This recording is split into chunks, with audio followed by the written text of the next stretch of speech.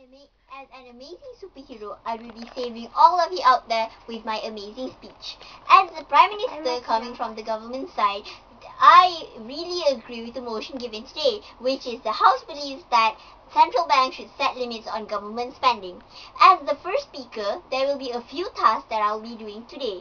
Firstly, I'll be laying out the definition of the motion. Secondly, I will be laying out the problem or status quo that is currently happening. Thirdly, I'll be laying out the counter proposal or solutions that we will take as a government.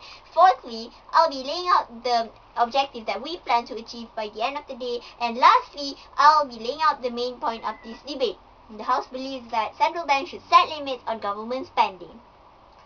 Okay, proceeding to the definition, there will be three phrases that I will be defining clearly. Firstly, central banks. Secondly, set limits. And thirdly, government spending. Central banks are banks or national banks which are usually the biggest in a particular country. They do business with the government, issues the country's money to the citizens, and also controls the stability of the currency rate.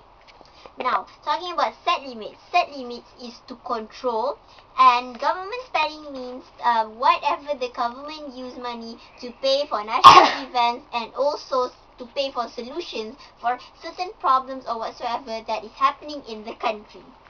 Now, moving on to the problem on why should central banks set limits on government spending. It is because the government, when they control the government spending by themselves, they tend to overspend. When they tend to overspend, loss of money will occur and bankruptcy will also occur.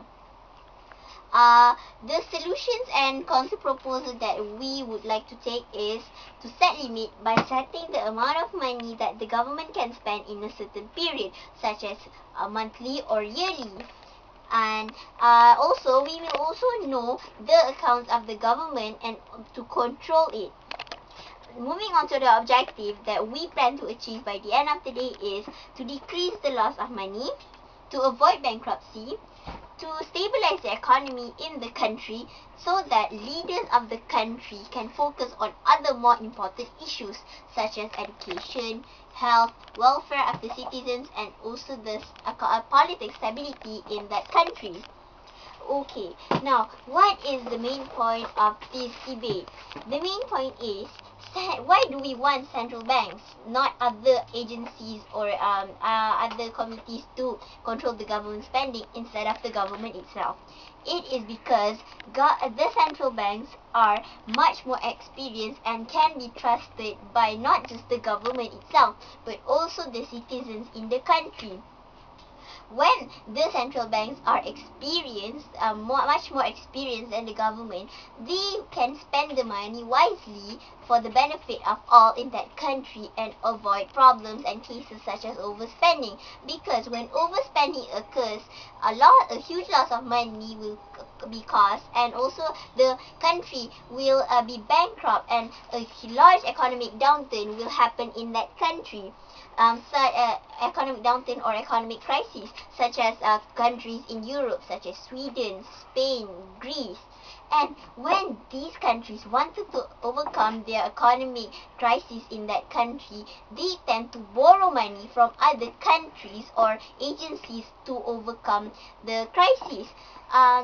When they borrow money, their debts will increase, and when their debts will increase, how do they want to repay or settle their debts if they don't even have enough money in their accounts to settle their debts? Therefore, the bankruptcy or the crisis will still be caused and and their debts couldn't be settled. Secondly, the Ministry of Finance in a certain country is led by the Minister of Finance. And the Minister of Finance is a politician, because if he is not a politician, he could not be the Minister of Finance. So, when he is a politician, he will be considered or take in subjects such as politics, his political background, his race, his religion, etc. when handling accounts and also spending money. Therefore, we do not want politicians or the Ministry of Finance in the government to handle the money, because it will also cause unfairness.